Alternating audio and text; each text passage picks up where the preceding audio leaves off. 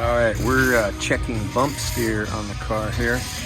Shock Therapy uses these plates on both sides to measure it at ride height, full droop, and full compression. All right, this is what your car looks like at full bump. It's slammed to the ground. Mitch is checking the toe right now. I'll give it a little assist.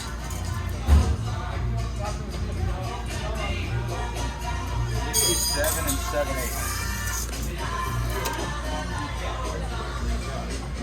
So we've got all these measurements here. Full droop, ride height, full compression. Front side and back side of the plate. We were 1.25 inches at full droop, 0 at ride height, and towed out 1 7/8 inches. So it's kind of what you would expect, right?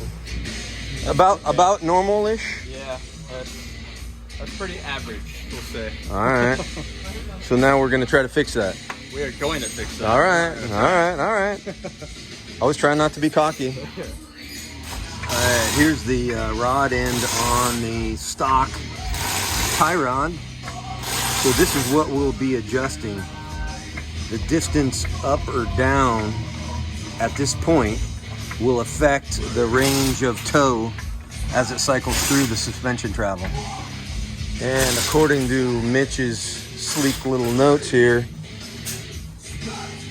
toe in at full droop, toe out at full compression, tie rod is too tall.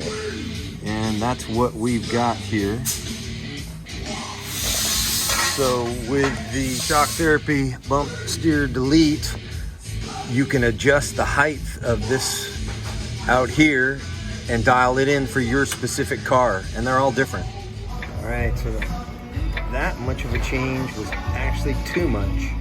So we're gonna take one of those spacers out, flip it on the bottom, and check it again. All right, this is what we ended up with. We took one of those spacers from the top, moved it to the bottom, and cycled it through all the different travel.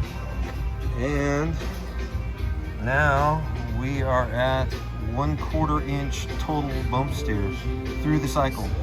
Pretty awesome.